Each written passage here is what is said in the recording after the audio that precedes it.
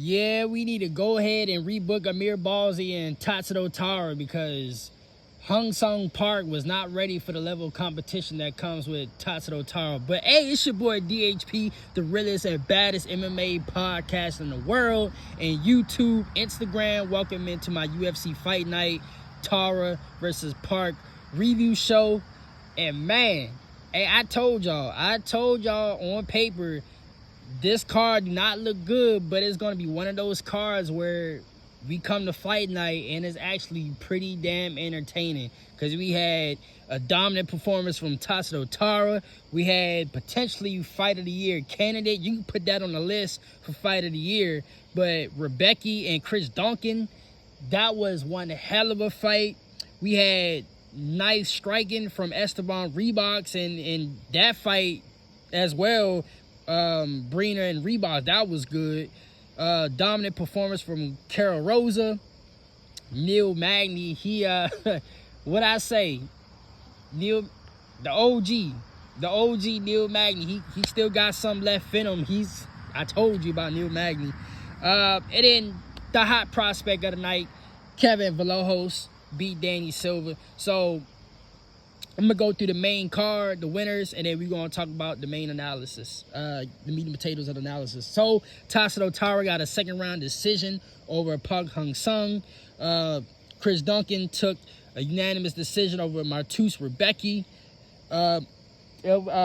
Esteban Rebook took a decision over Elvis Briner. Carl Rosa took a three-round decision over Nora Cornhole. Hey, they go to Cat. Well, I tell you every time. Neil Magny took a second-round TKO stoppage over Elizo Zaliki dos Santos, and Kevin Vejos took a three-round decision over Danny Silva. Tatsuro Taira, like I said in the beginning of the show, we need to go ahead and rebook Amir Balzi.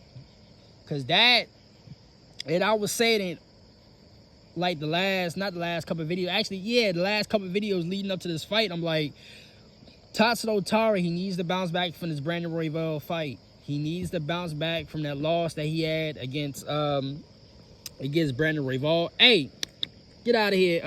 Come on now. I'm shooting a video. But yeah, I was like, he needed to bounce back from that loss.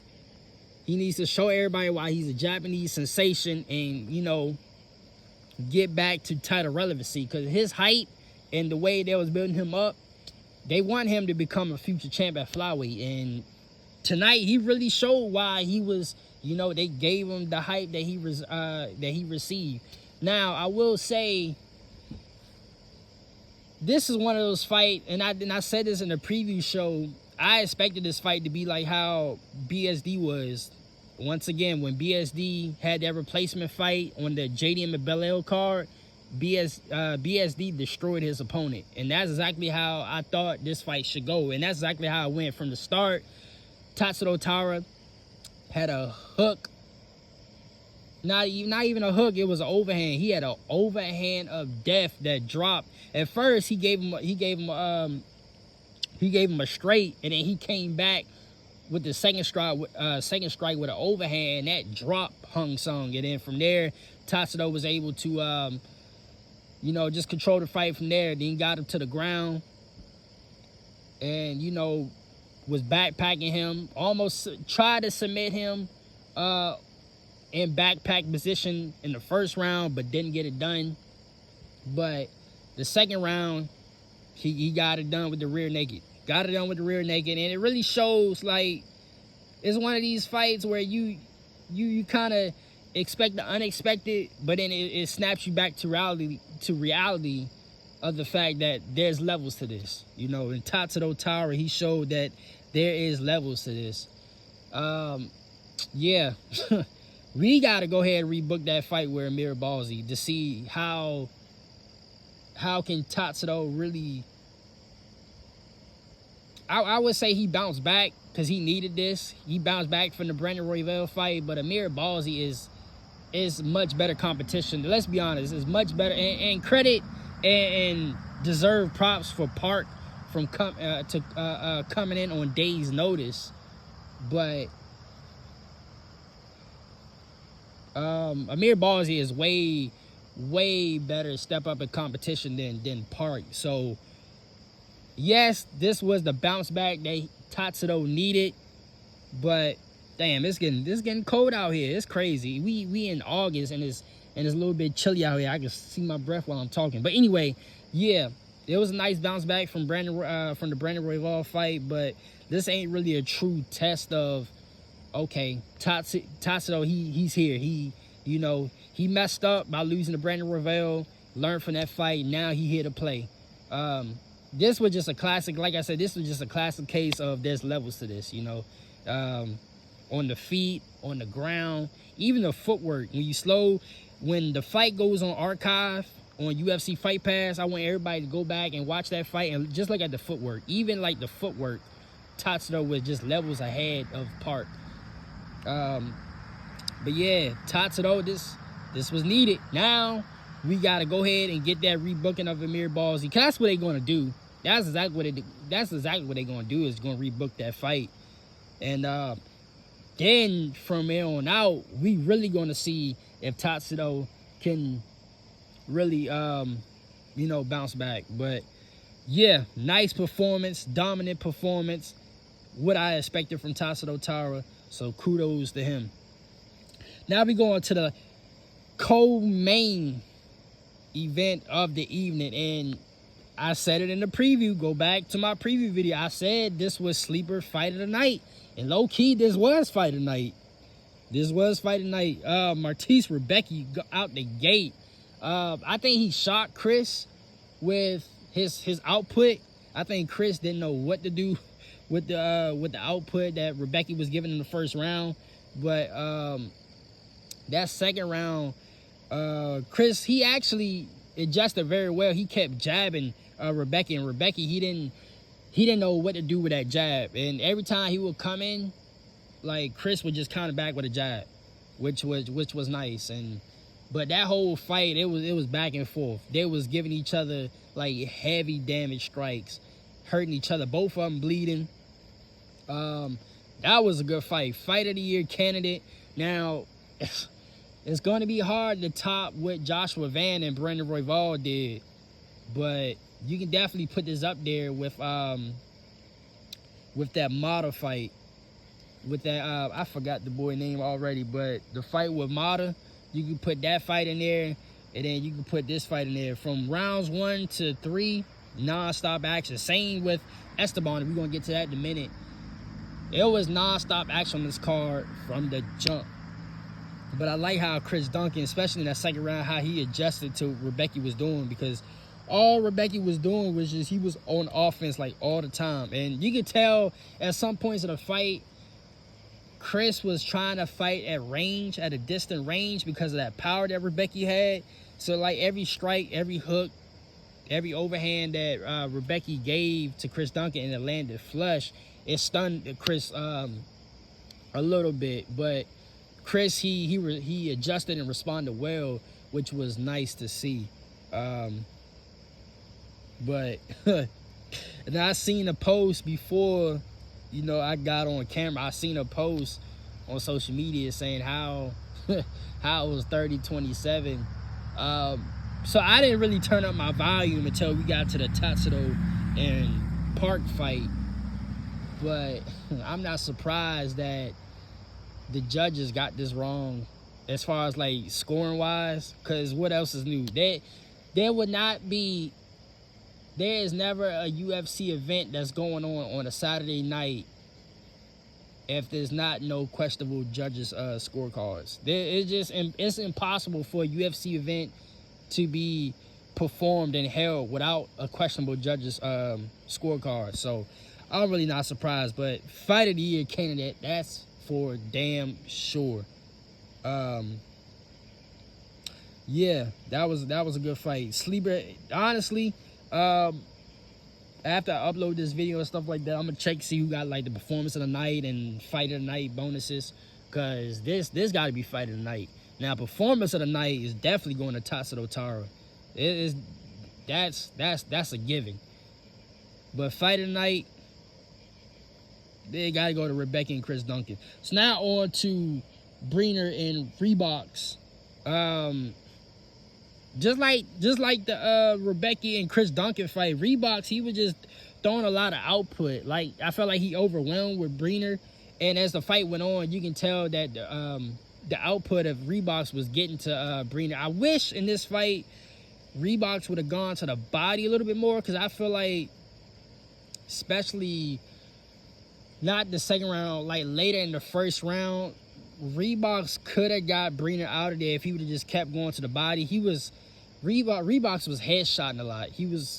It was all like head strikes, and he had a couple, nice low kicks, but it was all like to the head. If he would have just gone body, then back up, especially when he had Breener hurt in that first round, I felt like he could have got Breener out of there in the first round. But credit to Breener, his chin is crazy. He got a durable ass chin.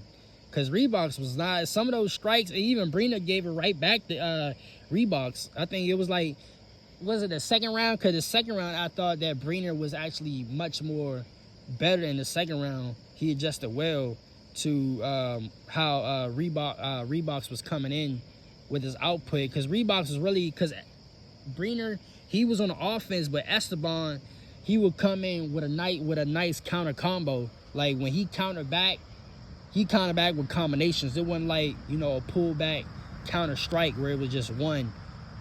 He would come back in combinations, and then he would go on his offense. That's what killed Breener that first round. That second round, Breener adjusted well by, not letting him do that. But Breener was given like a 1-2 and a 1-2-3 combo to follow up, and he stunned Reeboks a little bit in that second round. That's why I think, in my opinion, Breener did better in the second round. That third round, Breener, you can tell he was just tired. Cause that output, especially the way that Reeboks, he was hitting Reeboks, but Reeboks was still coming back, still pressing forward. It tired Breener out. And you can tell that third round he was gassed. He still had, there was a couple shots that he threw in the third round that stunned Reeboks. And I was like, ooh, damn, Reeboks keep playing around. He potentially gonna get rocked. But Breener, he was just too tired in that third round. So that was a good fight. On to the women's fight, Carl Rosa and Nora Cornell. Carol Rosa. That woman right there, boy. Nora could not stop a damn takedown to save her life. I mean, could not stop. Hey, get out of that camera, girl. She could not stop a takedown to save her life. Lord Jesus. Carol Rosa from the first round to the last round. That was like, I'm trying to think, like, not on some recency bias, but y'all remember when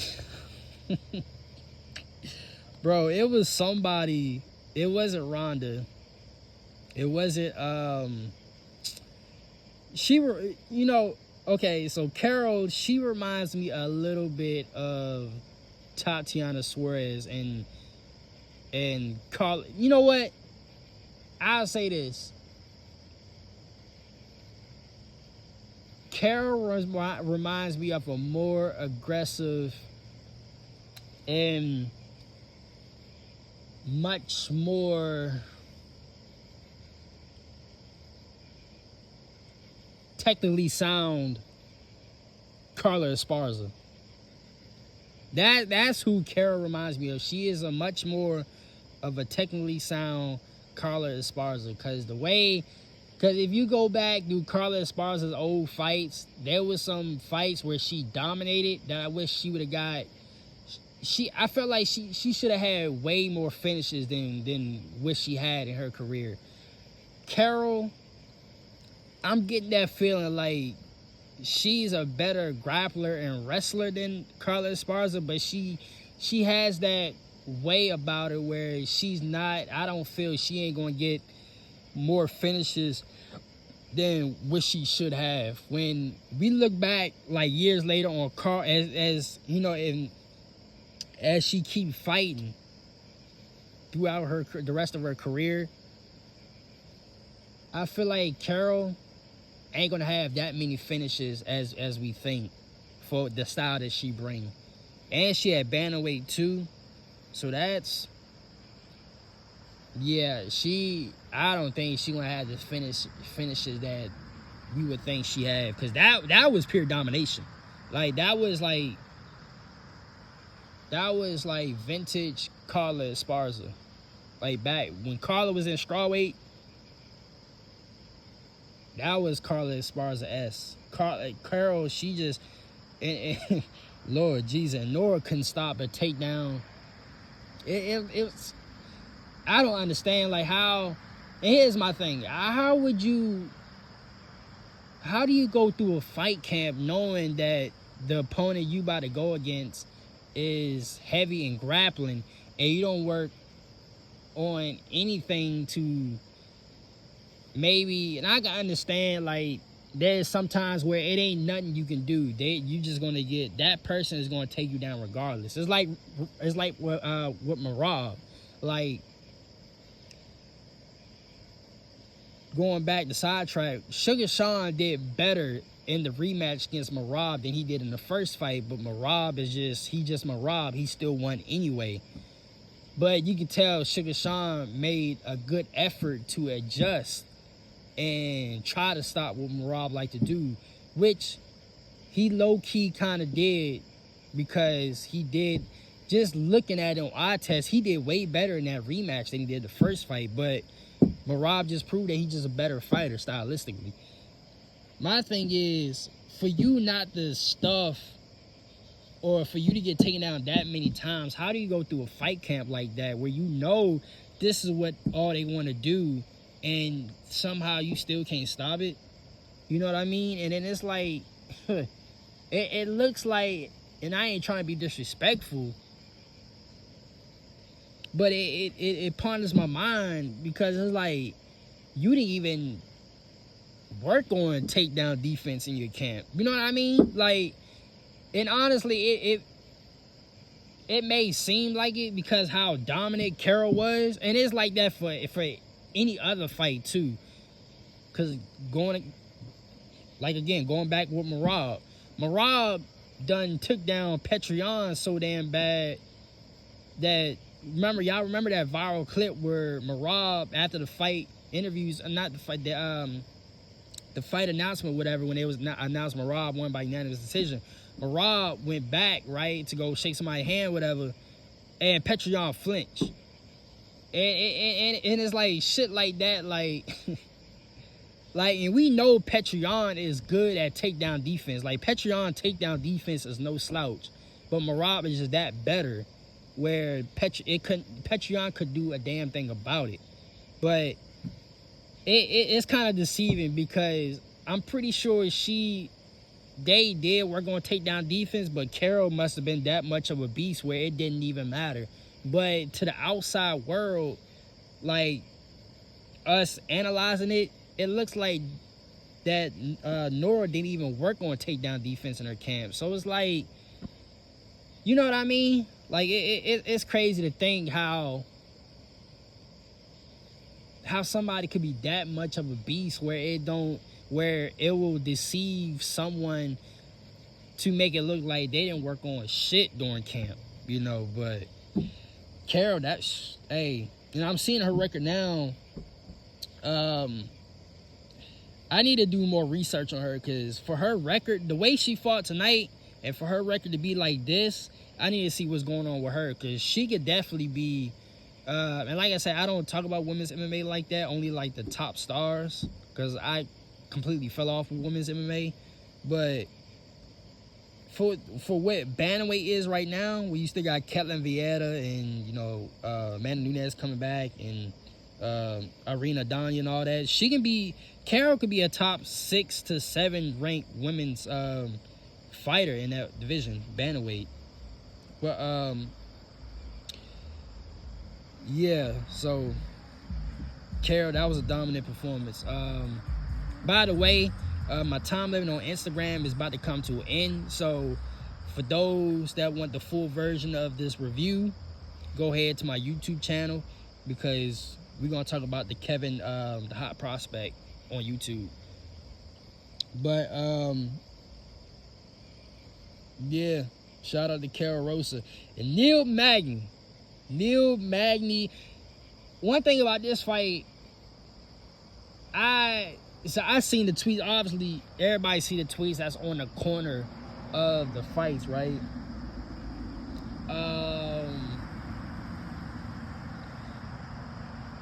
Maybe I'm on an island with this, but I scored that first round to Neil Magny.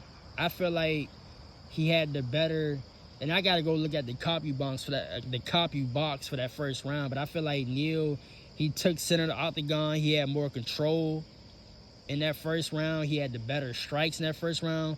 That second round, early on, that second round was looking dangerous for Neil Magny, but Neil Magny being the guy that he is, the veteran presence, the octagon awareness, he got out the situation that he got out, started going to the offense more, and he just put on the pressure on it. Alizo got his back and just went to ground and pounding, and he got the finish. But that first round, I scored it for Neil because I feel like he had the much more cleaner strikes and he had the much more control time. And Alizo, he didn't really do that much in that first round to say that he won that first round. But I might gotta go back and check the numbers on the copy box because I felt different in that first round. But Neil Magny, he got it done. I said it, like, he's one of these journeymans where he can he can come back and get a dub, and he may go on a little run. Maybe he win his next fight, but then he's gonna lose to somebody that's like a real threat to be potentially a top 10, top 15 ranked opponent. But shout out to Neil Magny though. I think he's like three wins away from Jim Miller, I believe. He's 3 wins away from Jim Miller as far as like the most wins in UFC history, I believe. But shout out to Neil Magny. Now we go on to the hot prospect of the night, Kevin Vallejos and Danny Silva. Let me tell you, and for those that don't know, Kevin, his only loss was against Gene Silva. So this will be very interesting if Kevin can keep on, fighting his way through the rankings, and the more he fight and get experience, because his striking is on point. I fuck with his striking, right? His striking is on point. The more he fight and the more he gain experience, it would be interesting if him and Gene Silva can have a rematch later down the road, maybe like the next, 2-3 years. It is possible. But overall, I done said it.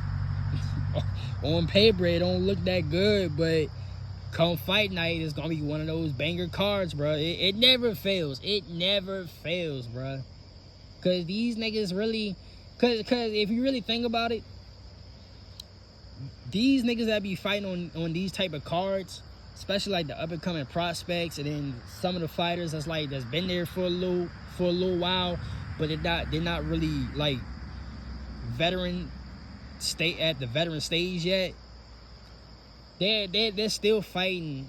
They're fighting to prove something. They still got something to prove. So they gonna put on, their best performance and shit like that. And even like the OGs of the sport, they know how to get down. So they definitely gonna,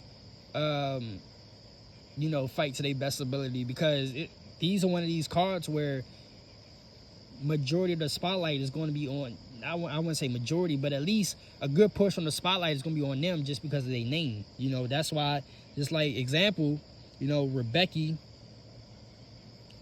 and Chris Duncan, they got the co-main event slot. And Rebecca been in the UFC for a cool minute, for real. So, just, shit like that, But, hey, it never fails. It never fails. But shout out to Tatsuro Taira. We back in the W column. Now we gotta go ahead and prepare for this rebooking of Amir Albazi, and then once we get that fight rebooked and you win that fight, you definitely on the path to facing Pantoja for a title shot, because we'll get there with time. Because I don't see anybody beating Pantoja. As much as I'm fucking with Joshua Van, it's not his time yet. Pantoja is too experienced for Joshua Van. So, but who knows? I said that about Holly Holm, and Holly Holm, even though I said, and I kind of waffled on that, like it was a double-edged sword, because I said that Holly Holm would be the one to beat Ronda Rousey, but I felt like during that time it was too early. It was too early for her to face Ronda Rousey, because I felt like she didn't have enough experience in the UFC spotlight for somebody like Ronda, but she proved everybody wrong. So Joshua Van could be on that timing, but only time will tell when that fight get booked. But anyway, yeah, this is my official UFC Apex Fight Night Taira and Park review show. So until my weekend recap Monday morning, holla at y'all later, man.